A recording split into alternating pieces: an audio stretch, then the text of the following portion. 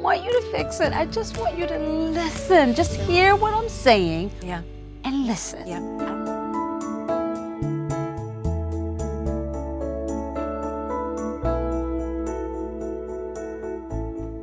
Well, it is Just Us Girls time, and I am so excited to be back with the girls of A Better Us. I've got Kara, I've got Diane, I have Danielle. Girls, we are together again. We are. Too long. And you know what? Seriously. The guys aren't here. And so this is Just Us Girls time because we're going to talk about some things. Yes. All right? All right? Let's do it. Okay, our topic right now is venting healthy. Now, you girls probably have no idea what venting is, right? absolutely Never no. done Nope. that. Never. Okay, the way I would define venting is you just have so much emotion, as they, with Dr. Les there, you have so much emotion built up that you just have to let it out. Just bleh. Right. Yep. And sometimes I've been a little guilty of that. I don't know if you girls. say. Anybody else? I felt a little convicted. Yeah.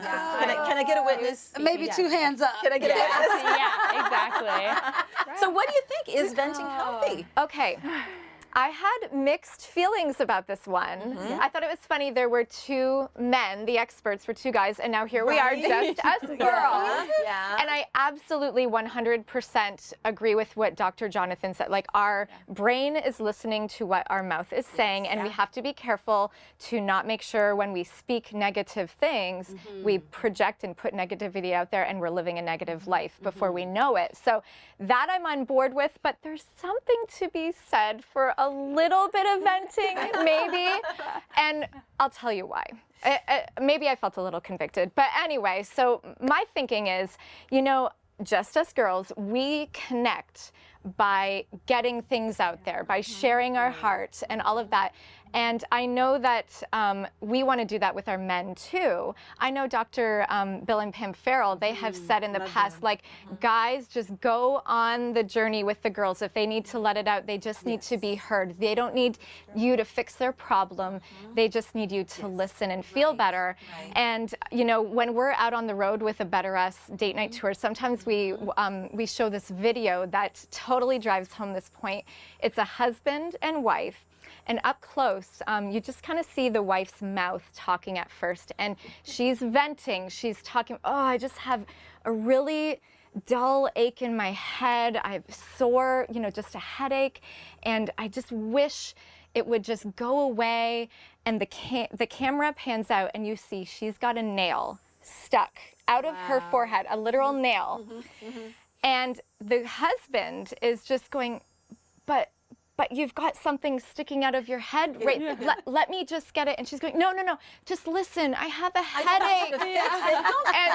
Right. And he finally realizes she doesn't want me to fix this problem. She just needs me to listen, and that will make her feel better. So there's a little bit to be said for that.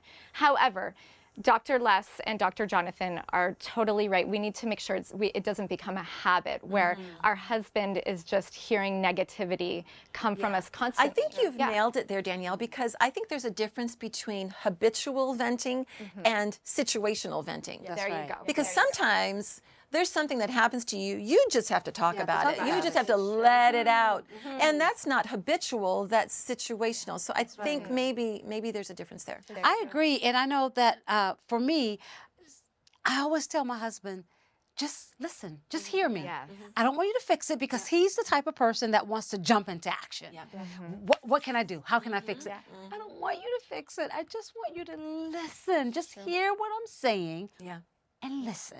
I don't want you to do anything. I just need to talk. I need to talk it out because I can fix it myself, but I just need someone, I need a sounding board. Right. Right? But that's not always venting either. Well, sometimes that's just communication. Exactly. This is what we need to work through. Yes. What I'm processing, what I'm going through right now. Right. So venting, I think, is taking that to an extreme. Exactly. I think it's the difference between an external talking process and venting. And finding out where you are in the line. Like, I could try and talk to Eric through something, but if it starts to veer into venting, I think that's when I need to bring it back a little bit, which he's very good at helping with that. And I love that he was talking about how we could give a burden and a load to our loved ones. And we don't want to do that. Like, it's not their load. And if we're just wanting to tell them we're not taking on the load, or if we're just venting, we're just venting, and it's not for them to pick up that load. And so That's a good point, actually. I love how he said venting only makes us angrier. Yeah, right? It raises the temperature. Exactly, and it's so true. It just it stirs up something, and you want to keep going. Yes. You want to just keep spewing everything out. Well, and some people get in the habit of using venting as kind of like a release valve. yes. Yes. You know, like he was saying, you get home from work and you've had a rough day, or maybe not even a rough day, but you just feel like you're in this habit of, I'm just going to let it all out to anyone who's listening. Right. Yeah. And that release valve might make you feel better in the moment. Yeah. But like Kara said, it might make everyone around you miserable. Yeah. And so I think, you know, in 6th grade, my teacher said, it's not what you say, it's how you say it. And so I'm also thinking, how am I talking to Dan? Is he feeling attacked? You know, when he wasn't the one that was, you know, he wasn't doing anything wrong to me, but now all of a sudden I feel I'm projecting that onto him, and now he's feeling attacked. So we need to make sure maybe in our venting, like, okay, you are here to help me through this process. You're not my enemy now. No, exactly. And so, you know, it's not what you say, it's how you say it. That's right, and that's where that words matter come into play. Yes. Right? The words that you use, and it's not just our husbands, ladies. It's our children. Like, we get to the point where we can begin to vent, and they get part of that as well, right? And that's where we have to watch ourselves, because we don't want them to pick up our bad habit. No. And you know what? I mean, to bring it down to a practical, like spiritual application, the Bible even says you can be angry, but don't sin In your in your anger. And I think That's it's it. Ephesians chapter 4, That's right. where it says, do not sin by letting anger control you. Right.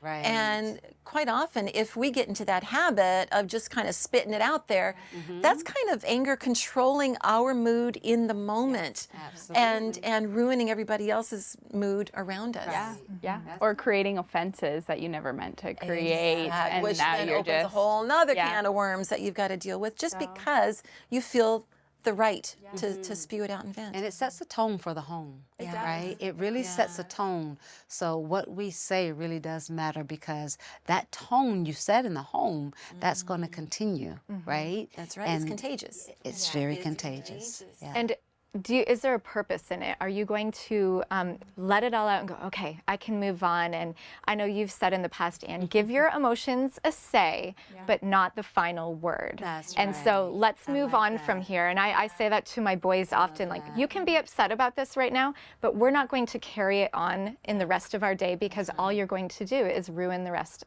of all of our days. So don't give it the final say. Let it go. Right? I love Let that. it go. Let it go. We're going to start singing in a minute. I think our husbands are going to start singing that song too. Let it go. Well, this has been good, girls. It's so great to be with you, just us girls. So you stay tuned, because there's more Better Us coming. Hey friends, we really hope you're enjoying the marriage conversations here on our A Better Us YouTube channel. We have hundreds of more helpful marriage videos designed to give you hope and tools to make your marriage even better. Right.